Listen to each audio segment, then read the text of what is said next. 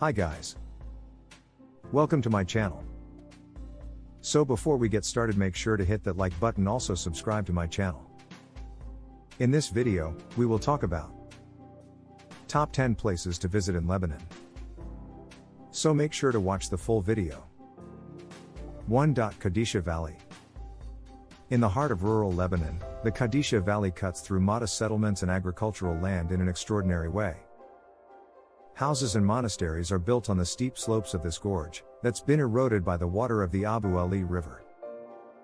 Bsheri is an excellent starting point for discovering the canyon, as this picturesque town has cave houses and monasteries. Old Mar Lisha Monastery is a serene sanctuary with peaceful chapels on the inside, and unrivaled views over the gorge outside. The Monastery of Saint Simon and the hidden church Saint Antoine of Padova are scenic destinations in the valley as well. 2 Aces up Lebanon's sleeves, deep-rooted culture and magnificent landscapes, are indeed represented in the Qadisha Valley. 2. Jita Grotto. You won't have to venture far from Beirut to reach the first wild wonder.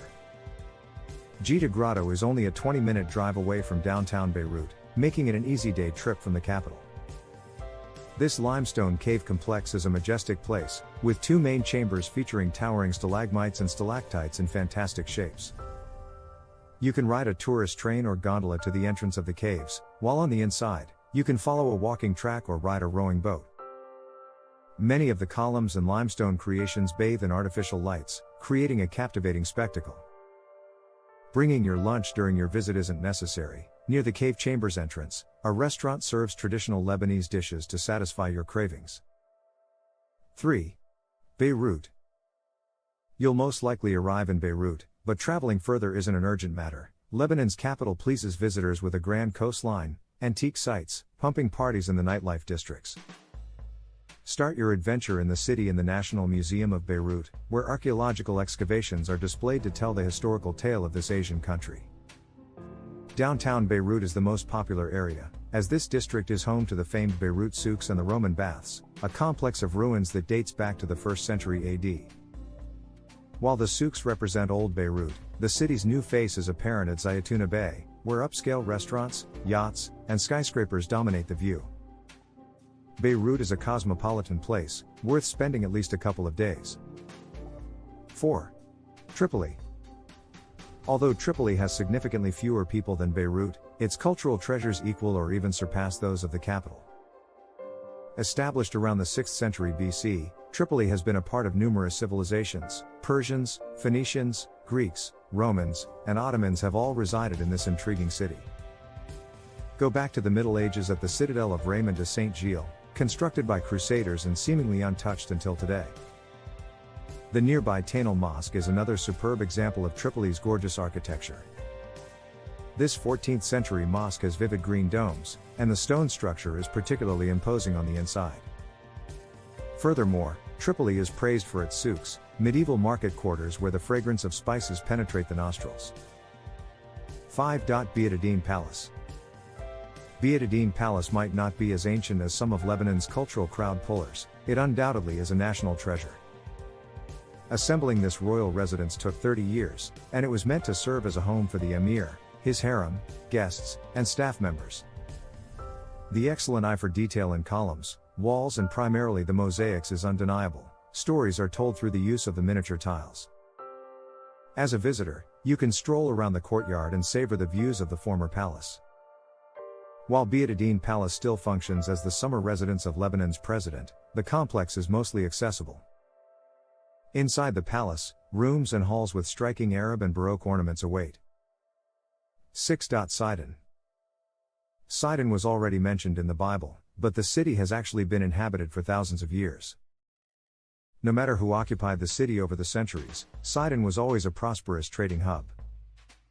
Although Sidon was a Phoenician city initially, the Crusaders have left a significant mark here. Most visitors head for Sidon Sea Castle, a remarkable fortress connected with the mainland through a stone bridge. You can explore the castle by foot and even ascend to a watchtower for sublime coastline views. Another reminder of the French Crusaders' invasion is St. Louis Castle, a ruin of a 13th century stronghold. Although overgrown, it's worth taking a look at this once mighty castle that was constructed to keep the Arabs out. One of the oldest excavated sites in Sidon is the Temple of Eshmun, where the Phoenician god Eshmun was worshipped starting from the 7th century BC. Keep in mind that only a few walls and carved stone blocks are visible at the grounds. 7. Baalbek. If you follow Lebanon's history trails, you'll sooner or later end up in Baalbek. The City of the Sun has been incorporated on UNESCO World Heritage List since 1984 and is one of the finest preserved metropolises. Although a city of 100,000 has been built around it, the old temple complex in the heart of Baalbek draws all the attention. A must-visit here is the Temple of Bacchus, a striking structure dedicated to the Roman god of the wine and consists of reconstructed walls. Continue walking to the Temple of Jupiter, which dates back to the 1st century AD and was actually the largest temple in the Roman world. Nowadays, only 6 standing columns remain, but this place's remarkable history makes it more than worth visiting. 8. Cedars of God. Lebanon was once covered by thick cedar forests, and this noble tree has grown a symbol of the country. The Lebanese cedar trees were mentioned in the Old Testament and regional epics, and a contour of a cedar tree is even portrayed on the national flag. After large-scale deforestation, the last significant flock of giant cedars can be found near the town of Bsheri in the Qadisha Valley. Seeing a forest with these massive trees truly is an unforgettable experience. The area measures 10 hectares and is recognized as a cultural heritage site by UNESCO. 9. Byblos. For history-minded travelers, Byblos is a hard-to-miss location along the Mediterranean Sea. Byblos is one of the oldest continuously inhabited cities globally, and a fine example of an early Phoenician settlement. While walking around this port town, you'll find anything between Roman places of worship and medieval fortifications. Not only does Byblos Citadel give visitors a glimpse of the past, but from the top, you can also look out over the sea. Sit down to soak up the atmosphere in the Roman theater, or be in awe when walking in the narrow streets of the old souk. This maze of market stalls and artisan shops is one of Lebanon's most charming versions. Byblos has decent beaches, perfect for swimming, sunbathing or watching the Mediterranean sunset. 10. Batara Gorge Waterfall. Waterfalls like the Niagara Falls and Victoria Falls are praised around the globe and visited by masses. The Batara Gorge Waterfall, located 70 kilometers north of Beirut, drops 255 meters behind 3 natural bridges that form a mountain cave. The different levels and the vibrant limestone walls surrounding the waterfalls make for a marvelous scene.